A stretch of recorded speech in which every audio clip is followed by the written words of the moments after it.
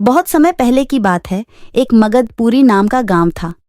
इस गांव में श्यामू अपनी माँ कविता के साथ एक छोटी सी झोपड़ी में रहता था। कविता की एक पड़ोसन थी जिसका नाम सविता था। सविता कविता की हमेशा उसकी गरीबी की मजाक उड़ाती थी और कविता कुछ नहीं बोलती।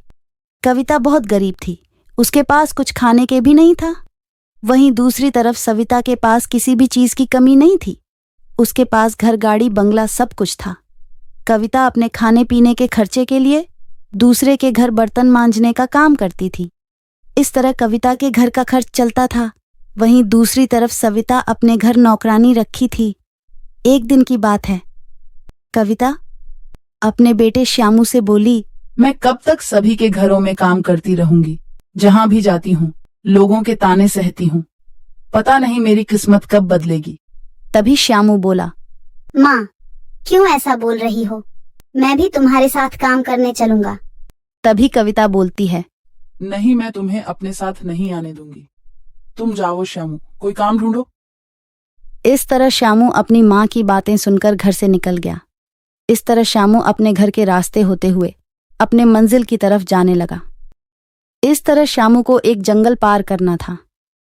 श्यामू जैसे ही जंगल के रास्ते जा रहा था, तभी रास्ते में उसे एक गुफा दिखी। श्यामू बिना कुछ जाने इस गुफा में चला गया और अपने आप को एक भरी बादलों में पाया, जहां तरह तरह के सोने के सिक्के के पेड़ थे। श्यामू सभी पेड़ को देखकर घबरा गया। तभी सोने के सिक्के से भरा पेड़ बोला, अरे श्यामू, कैसे हो?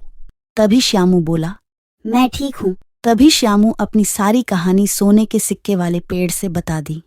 पेड़ सब कुछ सुनकर श्यामू से बोला, श्यामू, मेरे ऊपर सोने के सिक्के लगे हैं। तुम इसे तोड़कर अपनी तकलीफ दूर कर सकते हो। तभी श्यामू सोने के सिक्के वाले पेड़ की बातें सुन पेड़ से सोने के सिक्के तोड़कर घर चला गया और इस सोने के सिक्के को सोनार के दुकान पर बेच दी और पैसे लेकर अपने घर चला गया। कुछ दिनों में श्यामू अपना नया घर बना लिया और उसके पास सब कुछ था जो पहले उसके पास नहीं था। अब कविता सविता से ज्यादा अमीर हो गई। यह सब कुछ देखकर सविता झलने लगी। सविता का एक बेटा था जिसका नाम रोहन था, जो दिन भर बाकी बच्चों के साथ ताश खेलता रहता था। रोहन के पास पैसे कम पड़ जाने के कारण उसने ताश खेलते वक्त सब कुछ गिरवी रख दिया। इस तरह सविता के पास अब कुछ नहीं रहा। इसलिए सविता के पास कुछ नहीं था तो उसने कविता से मदद मांगने गई। कविता ने सविता की परिस्थिति को देखकर उसे कुछ सोने के सिक्के दे दिए, जिससे सविता के घर की खर्च चल सके। इसके बाद सविता कविता की कभी मजाक नहीं उड़ाई।